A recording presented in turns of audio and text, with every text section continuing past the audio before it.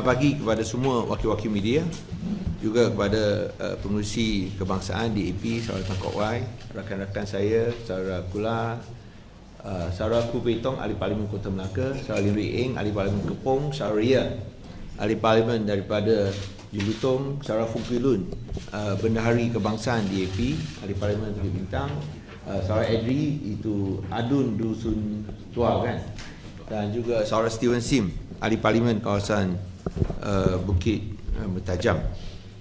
Hari ini saya nak ada beberapa isu. Salah satu ialah berkaitan dengan timbalan Menteri Pertahanan Datuk Seri Ikmal Hisham Abdul Aziz. Suruhanjaya Pencegah Rasuah mesti menjelaskan mengapa tiada tindakan diambil terhadap timbalan Menteri Pertahanan Ikmal Hisham Abdul Aziz yang telah menulis surat sokongan untuk melantik anak sendiri sebagai ahli lembaga pengarah Fama Niaga. Tindakan Ikmal memberikan surat sokongan melantik anaknya sebagai ahli lembaga pengarah Fama Niaga ialah satu gejala salah guna kuasa, rasuah dan nepotisme yang sedang berlaku dalam kerajaan Perikatan Nasional.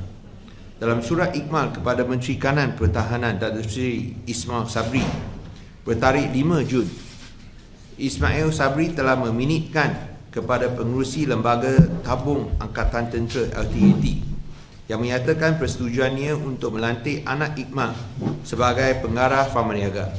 Pemegang saham terbesar Fama Niaga ialah Bosted Holdings, manakala LTAT merupakan pemegang saham terbesar Bosted Holdings yang juga pemegang saham dalam Fama Niaga.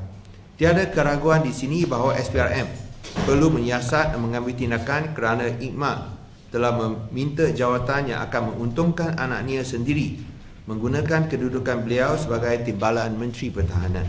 Ikmal bukan sahaja telah mengaku salah, iaitu bahawa beliau menulis surat sokongan tersebut, malah telah mengaku bahawa tindakan itu salah dan telah menarik balik surat tersebut.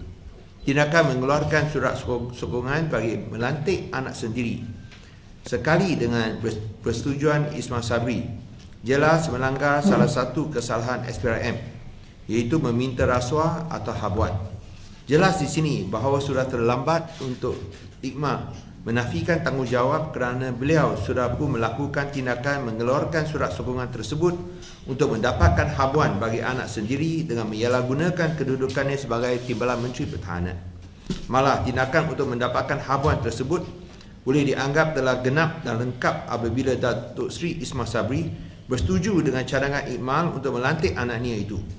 Ini merupakan tindakan 3 dalam 1, iaitu salah guna kuasa, nepotisme dan rasuah. Sekaligus merupakan malapetaka negara kerana ada pihak yang menggunakan jawatan awam bagi kepentingan peribadi.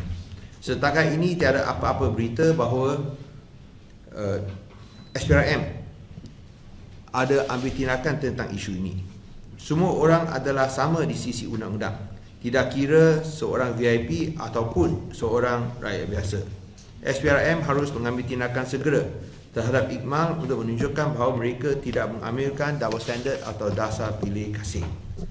I think in short this is a request to MACC explaining why no action has been taken against Deputy Defence Minister Ikmal Hisham Abdul Aziz for recommending his own son as a member of the Board of Directors of Fama Niaga. Ikmal recommending his own son as a member of the Board of Directors of Fama Niaga is a perfect toxic cocktail of abuse of power, corruption and nepotism emerging from the Perikatan National Government. MACC must show that they do not practice double standards, no such thing as antara dua darjat, make sure that everyone is equal in the eyes of law, whether it's a VIP or an ordinary citizen. They should act immediately against Ikmal to demonstrate that they do not practice double standards. Okay, I've got the statement in English, Malay and also Mandarin. Any questions on this? Very clear.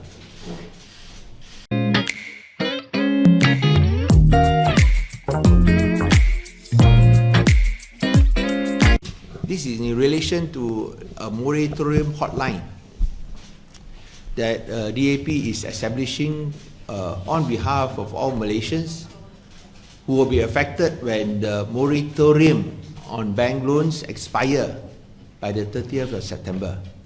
You all know that the 6 months moratorium on bank loans will end on the 30th of September, and we have been asking the government to extend by another 6 months.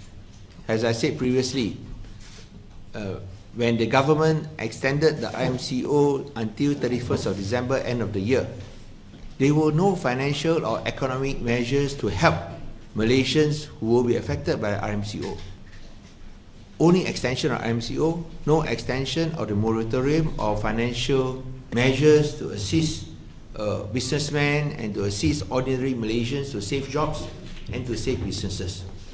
So the only explanation given by the government is that they will allow the banks to study this case by case basis, on a case by case basis.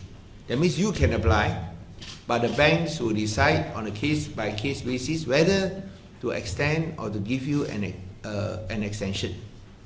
And we have received many complaints that when applicants go to the banks, they face many problems, and most of them were rejected.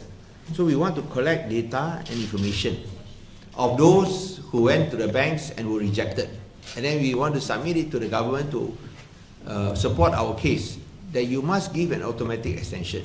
You go to the banks now, they will ask you all sorts of questions, and more likely than not, they will not give the approval.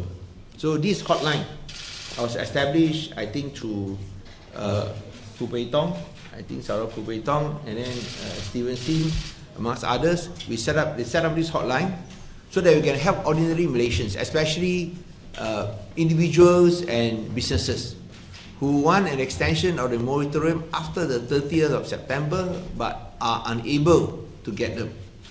Remember, this moratorium of bank loans helped 7.7 million individuals and 300,000 Malaysian companies, especially SMEs. You are helping 8 million Malaysians and companies. So sekiranya mereka menghadapi atau rakyat Malaysia dan syarikat menghadapi apa-apa masalah, kita sediakan talian talian portal ini untuk membolehkan aduan dibuat supaya kita dapat mengumpulkan data-data ini untuk disampaikan atau dihantarkan kepada pihak kerajaan supaya dapat menyokong tuntutan kami bahawa lanjutan moratorium pinjaman bank haruslah dibuat untuk 6 bulan lagi apabila ia luput atau tamat pada 30 hari bulan September. Sekarang pendekatan kerajaan ialah bahawa mereka akan menentukannya mengikut kes demi kes atau mengikut keadaan. Anda pohon, bank akan tentukan. Bukan automatik seperti yang kita minta dan dilaksanakan selama 6 bulan ini. Kerana apabila mereka membuat permohonan, mereka menghadapi banyak masalah dan kesukaran. Banyak persoalan ditanya dan mereka rasa tidak akan diluluskan. Kita minta ia diluluskan secara automatik. Bila PKP dilanjutkan atau dipanjangkan sehingga akhir tahun ini, tidak ada langkah-langkah kewangan atau ekonomi untuk membantu rakyat Malaysia dan perniagaan. Dan itulah sebabnya kalau lanjut sampai akhir tahun, mesti juga ada langkah-langkah ekonomi. Tapi ini tidak berlaku. Oleh itu, kita sekali lagi menuntut bahawa moratorium dilanjutkan 6 bulan. Walaupun kosnya 6.4 bilion ringgit, kami rasa di sini boleh ditanggung oleh bank. Kalau tidak ditanggung oleh bank, kerajaan boleh keluarkan jumlah wang ini. Ini saya rasa amat perlu kerana boleh bantu 8 juta rakyat Malaysia dan juga syarikat-syarikat kecil dan sederhana. Marilah kita meminta yang ada hadapi masalah dalam moratorium ini boleh buat pandangan ataupun input serta aduan kepada portal ini supaya kita dapat kumpulkan maklumat untuk meminta lanjutan ini dibuat secara automatik. Ini perlu supaya kita dapat selamatkan pekerjaan dan selamatkan perniagaan. Ingat, kini Malaysia dalam kemelesaitan ekonomi. Kemelesaitan ekonomi di mana untuk suku kedua pertumbuhan ekonomi telah susut sebanyak 17.1%. Kita perlu bantuan dan langkah-langkah ekonomi dengan segera supaya dapat memulihkan ekonomi dan menyelamatkan pekerjaan dan perniagaan.